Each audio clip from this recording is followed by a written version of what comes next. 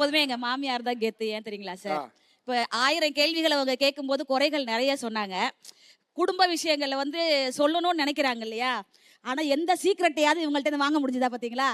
அதுதான் எங்க மாமியார்மை. உண்மையா இல்லையா? எப்பொழுதுமே இப்போ ஒரு உதாரணம் சொல்லட்டுமா சார்? இப்ப இந்த ஷோவை தமிழா தமிழா இந்த ஷோவை இப்ப நான் ஹோஸ்ட் பண்றதுக்கும் நீங்க ஹோஸ்ட் பண்றதுக்கு வித்தியாசம் இருக்குல்ல சார்? உண்மையா இல்லையா? உண்மைதான். நீங்க ஹோஸ்ட் பண்ணா ரொம்ப சிறப்பா பண்ணுவீங்க. இப்ப நான் ஹோஸ்ட் பண்ணா எனக்கு இதுல அனுபவம் இல்ல. அப்படிதான். இப்ப நீங்க தான் இந்த மாமியார் குடும்பத்தை சிறப்பா பண்ணுவாங்க. ஏன்னா அவங்களுக்கு அனுபவம் இருக்கு. இப்ப பாச போராட்டம் தான் எங்களுக்குள்ள இருக்க மிகப்பெரிய போராட்டமே. 20 வருஷமா நாங்க வந்து பிள்ளைய வளர்த்துட்டோம். அதானமா உண்மை? நீங்க இடையில வந்து நீங்க முழுசா பங்கு போட்டு எடுத்துட்டு போயிருவீங்களோ அப்படிங்கிற ஒரு ஆதங்கத்துல தான் இவங்க எல்லாம் குடும்பத்தை அப்படியே பயந்து பயந்து பசங்களை தாம்பக்கம் இழுக்கிறாங்க. அது தப்பா? தப்புதானே? ஆ? தப்புதானே? சார் உண்மையை சொல்லட்டுமா? இந்த மருமகளுக்கு எல்லாத்துக்கும் ஒரு விஷயத்த சொல்லட்டுமா? இவங்க வாழ போறது வாழ்க்கையில பாதி காலம் தான். மிச்சம் மீதி காலத்தை வாழ போறது நீங்க தான். அந்த பாதி காலத்தை உங்களை சந்தோஷமா வாழ விட்டு போங்களே. நீங்க தானே விட்டு கொடுத்து போறவங்களாச்சே. நீங்க எல்லாம் படிச்சவங்களாச்சே. உங்களை விட அவங்களுக்கு வந்து படிப்பறிவு கம்மி தானே. அப்ப பக்குவம் உங்களுக்கு தானே அதிகமா இருக்கணும். நீங்க விட்டு கொடுத்து போக வேண்டியதானே. சார் அவங்க பேசுறது எல்லாமே ரொம்ப நியாயமான விஷயம் தான். நான் வந்து மாமியாரை பார்த்து கேட்குறேன், மருமகளை பார்த்தும் கேட்குறேன். இப்போ ஒரு மாமியார் அவங்க எப்போ மாமியார் ஆகுறாங்க? ஒரு மருமக அந்த வீட்டுக்குள்ள மருமகன்னு அவங்க பையனை கல்யாணம் பண்ணிட்டு உள்ள வந்ததுக்கு அப்புறம் தான் நீங்க மாமியார். அப்ப மருமகளா எங்களோட எக்ஸ்பீரியன்ஸும் மாமியாரா உங்களோட எக்ஸ்பீரியன்ஸும் ஒன்று தான்.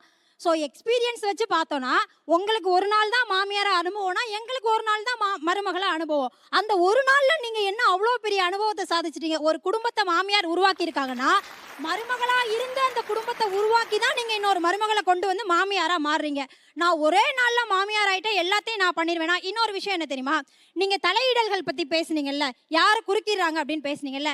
இப்ப என் குடும்பத்தையே எடுத்துக்கோங்க. இப்ப நான் இருக்கேன், என் புருஷன் இருக்காரு, என் மாமியார் இருக்காங்க, அவங்களோட புருஷன் இருக்காங்க.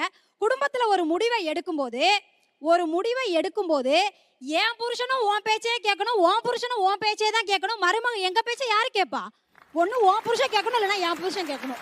2 பேருமே உங்க பேச்சே கேட்கணும்னா அந்த இடத்துல தண்ணி கேன் போட வந்தவங்களா நாங்க? சார் நாங்க குடும்பம் நடத்த வந்திருக்கோம் சார். அதே அனுபவம் தான்மா. அவங்களும் மருமகளா இருக்கும்போது அவங்க புருஷன் பேச்ச கேட்கல.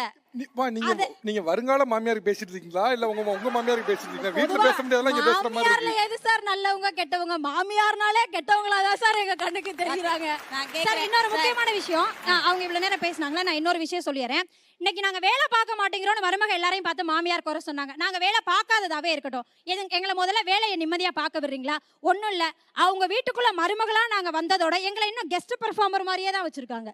எங்களுக்கு அந்த வீட்டுல உரிமை இருக்கிற மாதிரி பண்றதே கிடையாது. ஒன்றும் இல்லை, எங்க வீட்டுல எடுத்த பொருளை நாங்க எடுத்த இடத்துல தான் வைப்போம். நீ என்ன மியூசியமா நடத்திட்டு இருக்க? எங்க வீட்டுல நாங்க சைலண்டா தான் பேசுவோம். நீ என்ன லைப்ரரியா நடத்திட்டு இருக்க? எங்க வீட்டுல நாங்க இந்த மெனுவை தான் சமைப்போம். அது என்ன ஹோட்டலா? வீடு சார், வீடு. நானு, என் கணவன், என் குழந்தைகள் நாங்க மட்டும் சந்தோஷமா இருந்தா போதும் நினைக்கிறதா இன்னைக்கு இருக்கக்கூடிய லைஃப் ஸ்டைல்ல எல்லாரும். உண்மையா இல்லையா? சந்தோஷமா இருக்கணும்னு நினைக்கிறோம். ஒரே ஒரு விஷயம்தான், நீங்களும் அந்த 60 வயசு 70 வயசு வரும்பொழுதுதான் இவங்களுடைய நிலைமை என்னன்னு நீங்க கண்டிப்பா நீங்க புரிய வருவீங்க. அது வரைக்குமே நீங்க வந்து சூப்பர் ஸ்டார் தான் நீங்க நினைச்சுக்கிட்டே இருப்பீங்க. தயவு செய்து தனிமை அப்படிங்கிறது வந்து ஒரு மிகப்பெரிய கொடுமையான விஷயம். உங்களுக்கு ஒரு நல்ல ஒரு மகனை பெத்து வளர்த்து உங்க கையில ஒப்படைச்சதுனால தான் நீங்களும் ஒரு சிறந்த மருமகளா இருக்கீங்க. தயவு செய்து உங்களுக்கு மரியாதை கொடுங்க. நன்றி. நன்றி நன்றி. நிகழ்ச்சியில வந்து சரவெடியா வெடிச்ச 2 பட்டிமன்ற பேச்சாளருக்கும் மனமார்ந்த நன்றி. தேங்க்யூ. நிகழ்ச்சியில் 2 விஷயம் நான் சொல்லணும்னு தோணுச்சு. ஒன்று வந்து உங்களுடைய வீட்டுக்கு, அது திருமணம் ஆனதுக்கு அப்புறம் அது அவங்க வீடு, பட் உங்களுடைய வீட்டுக்கு உங்கள் மருமக வந்தாச்சு. இப்போ நீங்கள் வந்து அவங்கள ஒரு போட்டியாளராக பார்க்காதீங்க. நீங்கள் கிட்டத்தட்ட எப்படி ஆகிட்டுனா அவங்க கூட வந்து கம்பீட் பண்ணுறீங்க. நீயா நானா அப்படிங்கிற மாதிரி கம்பீட் பண்ணுறீங்க. அந்த கம்பீட் பண்ணுற இடத்துக்கு வர வேண்டாம். அவங்க வந்திருக்காங்க உங்கள் மகனுடைய லைஃப்பை கம்ப்ளீட் பண்ணுறதுக்காக, முழுமையடைறதுக்காக வந்திருக்காங்க. நீங்கள் அவங்களோட போய் அவங்க ஏதோ உங்களுக்கு கூட போட்டியாளர் வந்த மாதிரி நான் விட மாட்டேன் அப்படின்னு சொல்லி கம்பீட் பண்ணிங்கன்னா உங்களோட மகனோட வாழ்க்கை தான் பாதிக்கும். நீங்கள் யோசிச்சு பாருங்க, நீங்கள் 2 பேருமே ஒரு டீமில் விளையாடக்கூடிய 2 பிளேயர்ஸ். நீங்கள் என்ன நினைக்கிறீங்கன்னா நான் இந்த பக்கம் கோல் போடுவேங்கிறீங்க, அவங்க என்ன அந்த பக்கம் கோல் போட நினைக்காங்க. கடைசியில் யார் மாட்டுவா? உங்கள் மகன் தான் மாட்டுவான். அவனுக்கு தான் நிம்மதியில்லாத வாழ்க்கையை உருவாக்கி கொடுக்குறீங்க. நீங்களுமே கூட ஒரு வீட்டுக்கு வந்திருக்குங்கப்போ அவங்க வந்து ஒரு ஜென்ரேஷன் தாண்டினவங்க. அவங்களுக்கு இன்னைக்கு இருக்கக்கூடிய ஜென்ரேஷன் சில விஷயங்கள் புரியாது தான். ஸோ நீங்கள் அந்த ஜென்ரேஷன் கேப் ஒரு வீட்டில் இருக்கும் அப்படிங்கிறத உணர்ந்துக்கிட்டு நீங்கள் நடந்துக்கணும்.